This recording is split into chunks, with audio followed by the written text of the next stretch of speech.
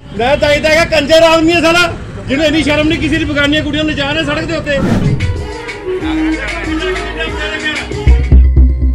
विधान सभा चोणां सिर ते ने ते हर सियासी पार्टी चोण प्रचार जोरा शोरा नाल कर रही है ते हर आगू अपनी पार्टी दी जित लई चोण प्रचार दे लई वक्खो वखरे ढंग अपना रहे ने, जिस दे चलदियां फतेहगढ़ साहिब तो कांग्रेस पार्टी दे MLA कुलजीत सिंह नागरा वल्लों वखरे ही ढंग नाल चोण प्रचार किया गया।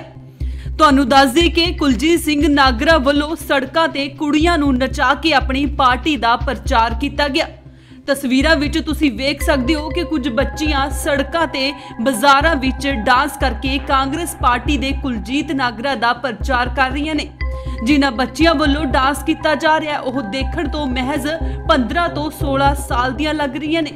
हालांकि इस गल की पुष्टि नहीं करते, पर बच्चियां नूं देख के अंदाजा लगाया जा सकता है कि वह नाबालग ने।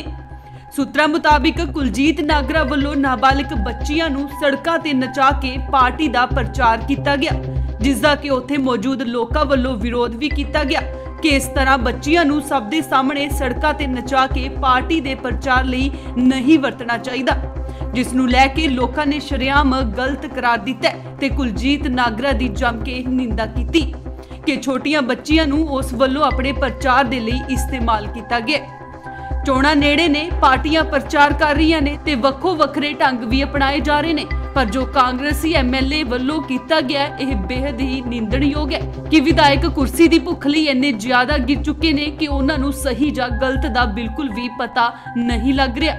प्रचार करना ही है तो होर भी बहुत ढंग ने जिन्हां राही चोण प्रचार किया जा सकता है, पर चोण प्रचार लई छोटियां बच्चियां नूं इस्तेमाल करना बहुत ही शर्मनाक है।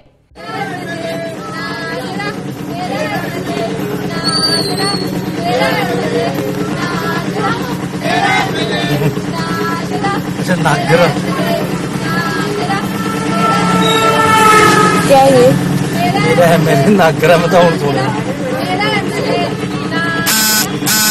मैं चाहता है कंजर आदमी है साला जिन्हें इन्नी शर्म नहीं किसी बगानिया कुड़ियों ने जाने सड़क के उत्ते।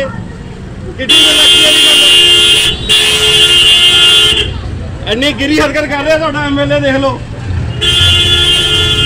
पैसे दे के हुण कुड़ियां बुला के नचाओगे उसी अपना वोटा लैन वास्ते। किड्डी बेशर्मी है देखो है, MLA ने बुलाइया हुई कुड़ियां आ नच रही देखो बेचारियां, अगले ने 500 रुपये दिहाड़ी दे के बुलाइया बेचारियां क्या करन।